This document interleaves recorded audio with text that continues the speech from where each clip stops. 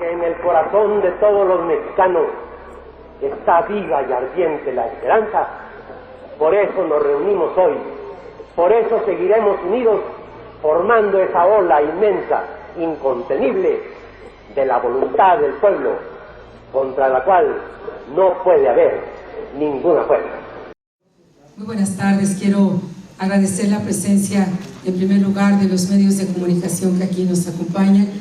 Me siento muy reconocida con la presencia de nuestro presidente estatal, de los liderazgos que se han dado cita. Gracias a mi amiga, a la diputada Norma Leticia, que ha hecho una tarea espléndida, a una amiga con la que he compartido sueños y anhelos muchos años como Luz Irene, y que hizo un gran papel encabezando la delegación de la Secretaría de Desarrollo Social durante largo tiempo. Por supuesto, a mi amigo Francisco Javier García Cabeza de Vaca. Por cierto, venimos ahora de una visita a Reynosa, muy exitosa, donde tuvimos un encuentro, como lo vamos a tener unos minutos más aquí en Tampico, con los militantes y con los adherentes. Y agradezco también a liderazgos tan importantes. Me acompañan liderazgos panistas que quiero reconocer, una organización como la de Unimos, nuestro alcalde, que ha hecho un trabajo también extraordinario, entre otros alcaldes que se han venido sumando, y a las mujeres panistas que sin duda fortalecen este apoyo, y al senador. Mi querido amigo, gracias por estar aquí. Compartimos muchos sueños también, como presidente que fuiste también de nuestro partido, y también en tu candidatura, y la verdad para mí es un privilegio que hoy me acompañes. Yo sé que es una decisión también importante, y para mí es un orgullo que tu presencia y tu trabajo y tu liderazgo enriquece nuestro equipo y sobre todo nuestra propuesta hacia la presidencia de la República. Por lo tanto, me siento, pues como ustedes observan, muy bien acompañada, y ya lo decía Leti Salazar, hace apenas unos minutos en la Ciudad de México, GAISA da a conocer su más reciente medición, y en ella nos coloca, para ser exactos, con el 61% de las preferencias, y así es como llegamos al 5 de febrero. Hoy vengo a darles las gracias a los militantes y adherentes a Acción Nacional, a Tamaulipas, particularmente a Tampico. He visitado innumerables ocasiones Tampico. Lo hice aún antes de entrar al mundo de la política. Lo hice desde los organismos intermedios, desde la sociedad civil, y hoy para mí es un orgullo, como precandidata a la presidencia de la República, venir primero, insisto, a agradecer, porque ha sido el trabajo de la militancia y los adherentes los que me han permitido encabezar prácticamente todas las encuestas. Y también les vengo a pedir a toda la militancia, a todos los panistas de Tamaulipas, que participen el próximo 5 de febrero en esta votación que sin duda es fundamental.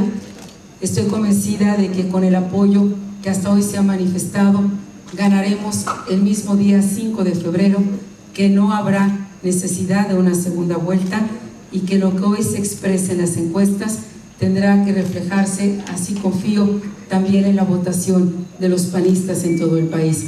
Es muy importante que todos los panistas acudamos a votar, porque nuestros adversarios ya están en la boleta electoral.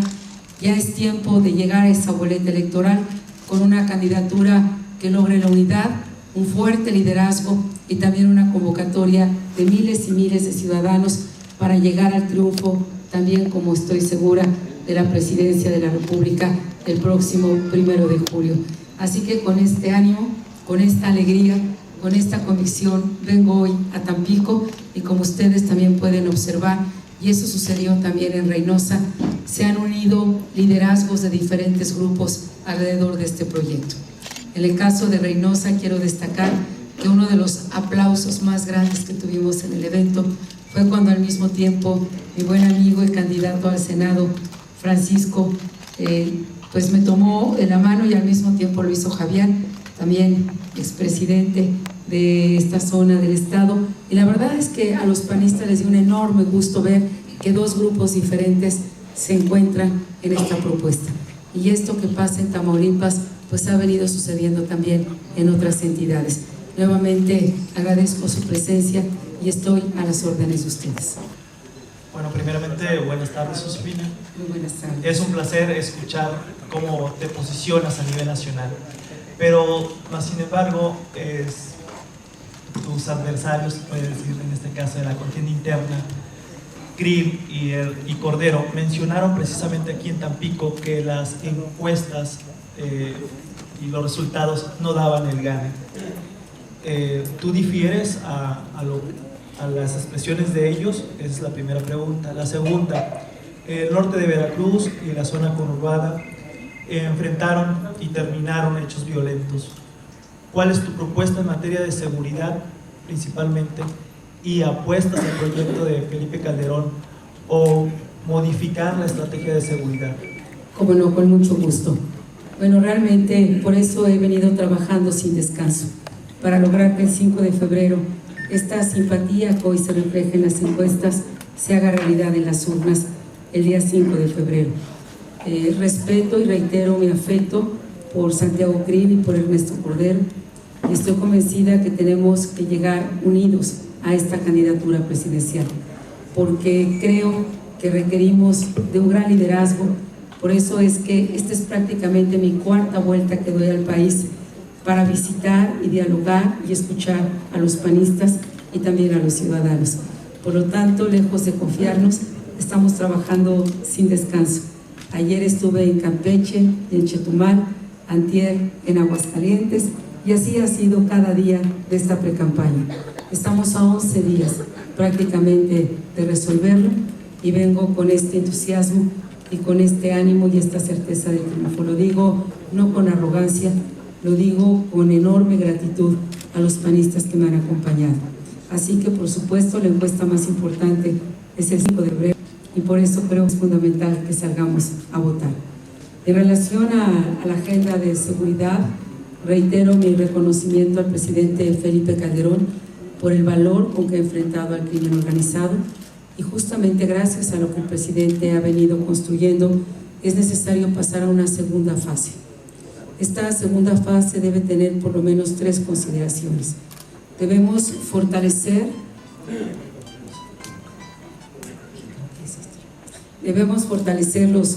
las 2 instituciones a nivel local. Una de ellas son los cuerpos policíacos. Las policías tienen que volver a brindar seguridad y certeza a la ciudadanía.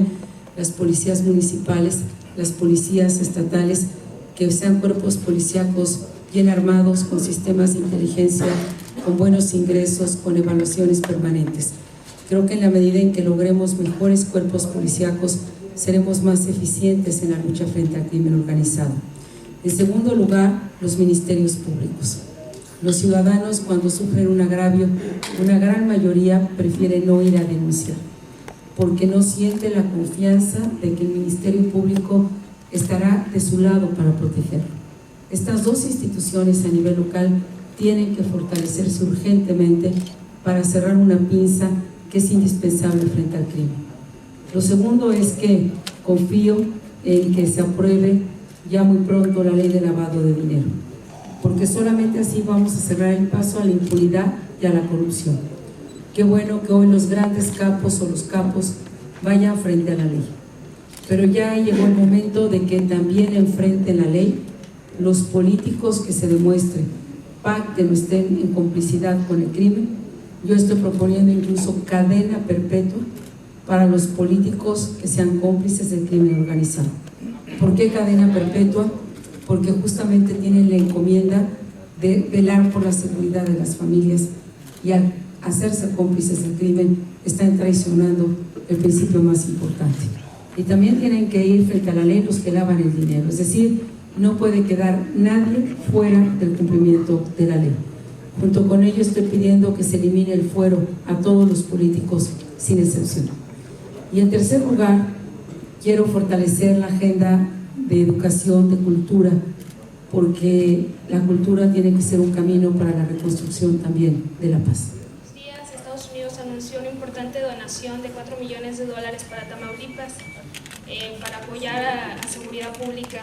Comentaba hace unas horas un empresario de la zona que no es suficiente con una donación, que había que replantear las responsabilidades que tienen el gobierno de Obama y el gobierno de México. Usted, de llegar a la presidencia de la República, ¿revisaría esta situación de replantear la estrategia? Muchas gracias, Anabel. Yo estoy convencida que tenemos que fortalecer la corresponsabilidad y primero reconocer que esta lucha frente al crimen organizado no es exclusiva de México. Hoy la seguridad es una agenda global, la seguridad es una agenda de orden internacional y es urgente fortalecer la corresponsabilidad, por ejemplo, en la venta de armas de Estados Unidos a México. Es urgente que podamos considerar una agenda más amplia. De pronto nos hemos concentrado por razones muy comprensibles en la migración y en la seguridad, pero la agenda es mucho más amplia y tenemos que trabajar con ella bajo nuevos referentes.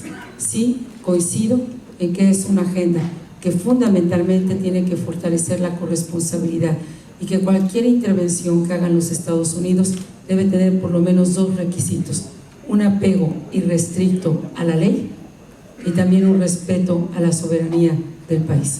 Los municipios y en los estados, fundamentalmente por dos razones: porque los gobiernos locales han pedido su intervención ante la debilidad de los cuerpos policíacos. Los ejércitos podrán volver a sus cuarteles hasta que logremos que las policías de los municipios y de los estados den certeza y seguridad a la ciudadanía. En otras regiones del país, donde tenemos mejores cuerpos policíacos, no tenemos una presencia tan evidente o tan numerosa del ejército. Y es porque esos cuerpos policíacos protegen de mejor manera a los ciudadanos. Entonces, por eso es fundamental que a nivel local, policías y ministerios públicos se fortalezcan de manera institucional. El turismo requiere infraestructura, el turismo requiere incentivos, el turismo requiere también ser visto con una diversidad. Tenemos un turismo arqueológico, un turismo gastronómico, un turismo pues mucho más vinculado a la historia, un turismo ahora ecológico que está muy de moda, y no tengo duda que el estado de Tamaulipas tiene una gran oferta turística. Mi apuesta entonces es el mercado interno. Estoy convencida que tenemos que ampliar el acceso a los créditos con certeza jurídica y con responsabilidad, que tenemos que hacer de Pemex una empresa mucho más competitiva. Estoy del lado de las reformas que el país requiere, justamente para fortalecer el crecimiento del mercado interno. Y de mi parte, como presidenta de México, todo aquello que abone a esta apuesta de infraestructura y de generación de riqueza, pues contarán conmigo. Es un estado al que conozco muy bien. ¿Qué va a hacer para contrarrestar la percepción negativa que muchos tamaulipecos tienen, que durante el sexenio de Felipe Calderón incrementó la violencia y la inseguridad en calles del estado, que muchos empresarios de esta zona pues han huido a otras ciudades por temor al secuestro? Con mucho gusto. Creo que lo más importante es recordar aquí esta tarde que enfrentar al crimen organizado tiene un propósito central, y es regresar la seguridad a las familias mexicanas. Y lo que no puede hacer el Estado mexicano es rendirse frente al crimen organizado. Justamente por no haberlo enfrentado tantos años, el crimen fue avanzando, se fue adueñando de territorios completos, se fue adueñando y fue dictando sus propias normas y sus propias leyes, al margen totalmente del Estado de Derecho y de las leyes que todos nosotros debemos de acatar en este país, los que trabajamos honorablemente, los que no extorsionamos, los que no vendemos droga, los que no estamos en ningún negocio ilícito. Y no podemos permitir, en aras de una paz fingida, dejar que el crimen organizado siga adelante. Se advertía desde el principio que no sería un desafío ni sencillo, ni tampoco de un día para otro, porque el crimen organizado tampoco avanzó de un día para otro. Requirió de tiempo y de complicidades para irse apropiando, insisto, de territorios completos y de ir construyendo casi un gobierno paralelo. Entonces, me parece que no tenemos más que hacer cumplir la ley, y por eso hablo de que en México todos tenemos que ser iguales frente a la ley, sin excepción. Lo que lastima mucho a los mexicanos es la impunidad y la corrupción, y no puede haber ni prebendas ni privilegios en este sentido. Realmente sus propuestas, como las de muchos candidatos, tienden a ser muy interesantes y atacan las necesidades del país. Sin embargo, cuando lleguen a ser presidentes, o en este caso cuando usted llegue a ser la primera presidenta de México, ¿qué va a pasar si el Congreso está dividido? ¿Qué va a pasar si hay un PRI que no la va a dejar crecer? ¿Cómo le va a hacer usted para que las reformas puedan salir y toda esta gama de buenas ideas se vaya a concretar? Muchas gracias. Lo primero es que durante la campaña presidencial estaremos teniendo muy buenos liderazgos para los puestos de elección popular, porque eso va a colaborar a que los ciudadanos voten por la presidencia, pero también voten por el Congreso. Yo estaré pidiendo directamente un voto, no solamente, insisto, para la presidencia, sino para el Senado y también la Cámara de Diputados. Es importante fortalecer estos grupos.